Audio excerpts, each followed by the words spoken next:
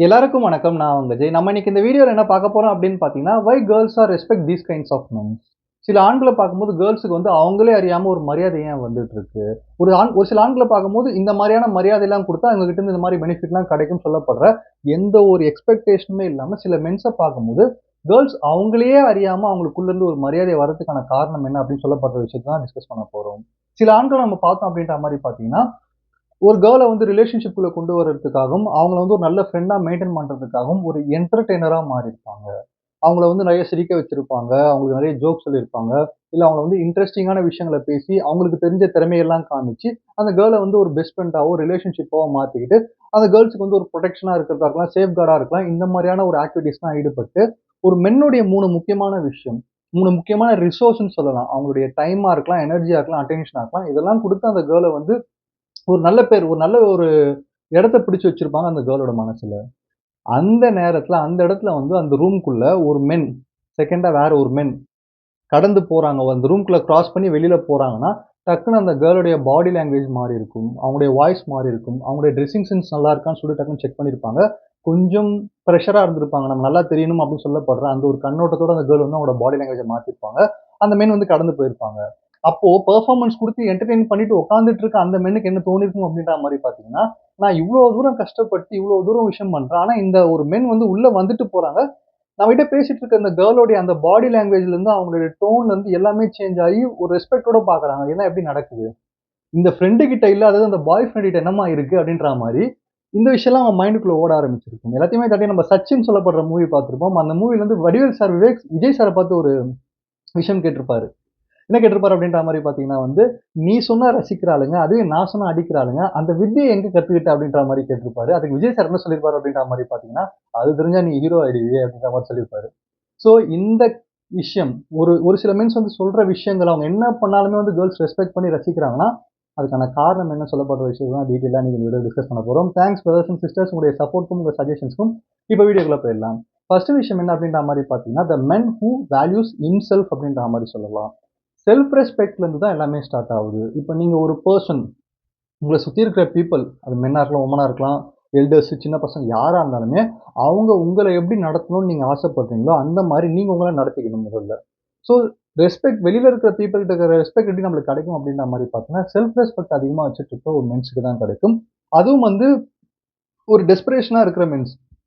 "நீ தான் எல்லாம், நீ தான் எனக்கு உயிர், நீ தான் என்னோட உலகம், உனக்காக நான் என்ன வேணா செய்வேன், என்னை பத்தி எனக்கு கவலையே இல்லன்னு" சொல்லப்படுற இந்த டெஸ்பரேஷனா அவங்களே தாழ்த்திட்டு ஒர்க் பண்ணிட்டு இருக்க மென்ஸ் வந்து எல்லாருக்குமே ஈஸியா மாட்டிப்பாங்க. எல்லார் கண்லயுமே மாட்டிப்பாங்க. அதுவும் கேர்ள்ஸ் கண்ல ரொம்ப ஈஸியா மாட்டுவாங்க. அதாவது இந்த காஞ்சனா அப்படின்னு சொல்லப்படுற மூவில வந்து ரத்தத்த 2 சொட்டு விட்டுட்டு போ, பேய் எங்க இருந்தாலும் ரத்தத்த தேடி வரும்ன்ற மாரி, ஒரு மென் டெஸ்பரேஷனா இருக்கிறது எவ்வளோ லாங்கா இருந்தாலுமே கூட சரி, ஒரு ஒரு வுமனுக்கு டக்குன்னு ஸ்ட்ரைக் அடிக்கும். இல்ல இவங்க வந்து சரி கிடையாது. இவங்க டெஸ்பரேஷனா இருக்காங்க. இவங்க வந்து அந்த அளவு வந்து ஒரு பெரிய ஆள் கிடையாது அப்படின்னு சொல்லப்படுற அந்த தாட் வந்துரும். அந்த செல்ஃப் ரெஸ்பெக்ட் அப்படின்னு சொல்லப்படுற விஷயம் வந்து இழந்துருவாங்க. எப்பன்னா, நம்மளே நம்மள வந்து ஒரு செகண்ட் தாட்டா வச்சுட்டு இருக்கும்போது, ஒரு கேர்ள் வந்து நம்மள ஃபர்ஸ்ட் தாட்டா வைக்கணும்னு நினைக்கிறது வந்து மிகப்பெரிய முட்டாள்தனமா தான் பார்க்கப்பட்டு வந்துட்டு இருக்கு.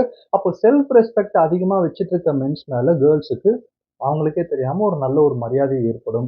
ஒரு ரெஸ்பெக்ட் குடுப்பாங்க அப்படின்னு சொல்லப்படுறது உண்மையான விஷயம். ஸோ டக்குனு செல்ஃப் ரெஸ்பெக்ட்ட இம்ப்ரூவ் பண்ணணுன்றதுக்கு நெறைய பேர் என்ன பண்ணுவாங்க அப்படின்ற மாரி பார்த்தீங்கன்னா, ஏதோ ஒரு விஷயத்த சாதிக்கணும், பேங்க் பேலன்ஸ் இம்ப்ரூவ் பண்ணணும், பைசெப்ஸ வந்து 5 இன்ச் வந்து வொர்க் அவுட் பண்ணி ஏத்தி வைக்கணும்னு சொல்லப்படுற இந்த கேட்டகரில இறங்கிடுவாங்க. ஆனா இந்த கேட்டகரில இறங்குனா மட்டும் செல்ஃப் ரெஸ்பெக்ட் ஏறாது. கேர்ள்ஸ் ரெஸ்பெக்ட் பண்ண மாட்டாங்க.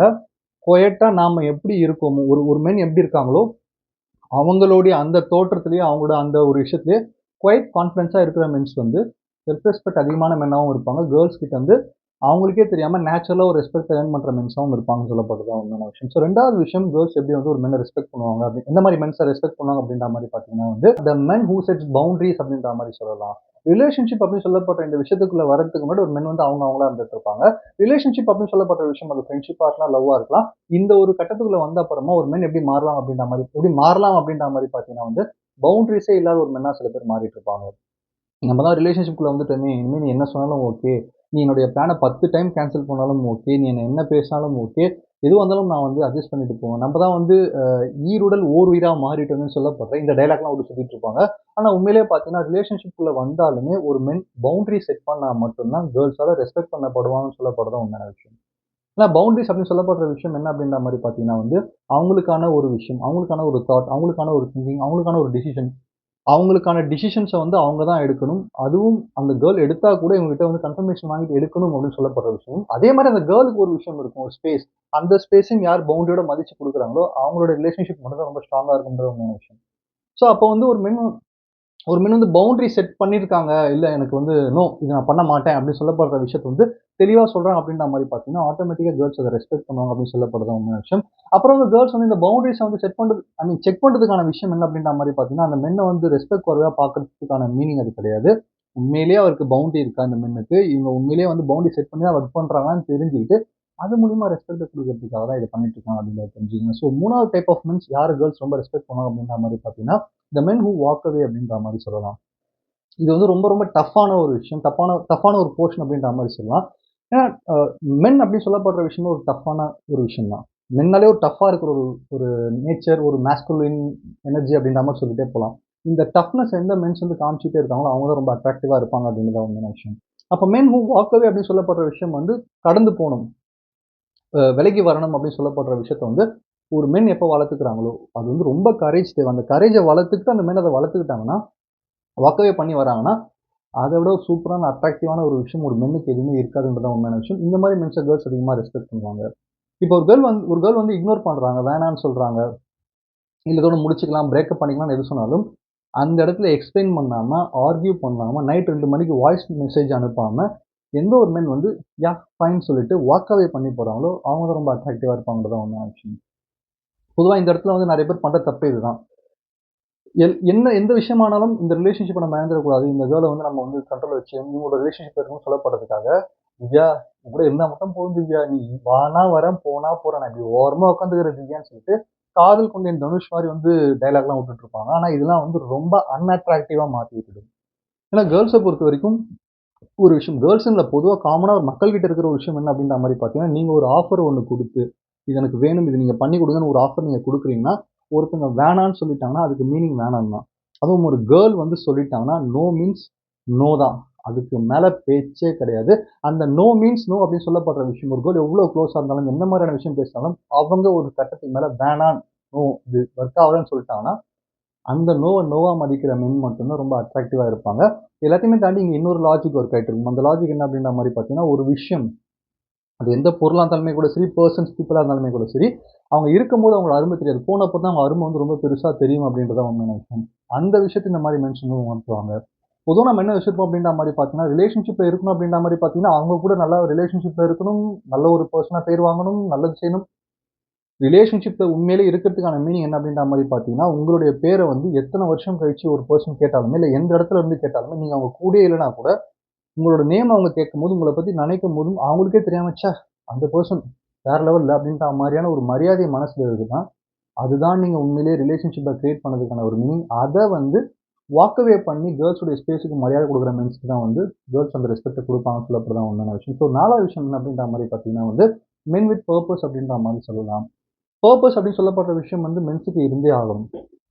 பர்ப்பஸ் இல்லாம ஒரு மென் இருக்காங்க அப்படின்ற மாரி பார்த்தீங்கன்னா, டெஸ்பரேஷன்ல தான் போயிட்டு இருப்பாங்க. பொதுவா வந்து கேர்ள்ஸ் வந்து சேஸ் பண்றதுக்கான காரணம், ஐயோ! இவங்கள எப்படி நம்ம இது பண்றது? எப்படி வந்து ரிலேஷன்ஷிப்ல கொண்டு வரது? எந்த ஒரு விஷயமா இருந்தாலுமே கூட சரி, கேர்ள்ஸ் ரிலேஷன்ஷிப்பா மட்டும் இல்ல, ஒரு விஷயத்த சக்சஸ் பண்றதா இருக்கலாம், இல்ல ஏதோ ஒரு விஷயத்த ட்ரை பண்றதா இருக்கலாம். எல்லாத்துலயுமே ஒரு மென் வந்து டெஸ்பரேஷனா போறதுக்கான காரணம் என்ன அப்படின்ற மாரி பார்த்தீங்கன்னா, அவங்க மேல அவங்களுக்கு நம்பிக்கை இல்லாதது தான் காரணம் அப்படின்ற மாரி சொல்லுவாங்க. அப்ப அந்த நம்பிக்கைய உயர்த்திக்கணும் அப்படின்ற மாரி பார்த்தீங்கன்னா, அதுக்கு மூலதனம் பர்ப்பஸ். அவங்களுக்குன்னு ஒரு கோல் இருக்கணும். அவங்க அந்த விஷயத்த நோக்கி ஓடிட்டு இருக்கணும். அதுல வர சின்ன சின்ன அச்சீவ்மென்ட்ஸ், அதுல வர சின்ன சின்ன டைரக்ஷன்ஸ் தான் வந்து அவங்க லைஃப்ப ஒரு மீனிங்ஃபுல்லான விஷயமா மாத்திட்டு இருக்கும்.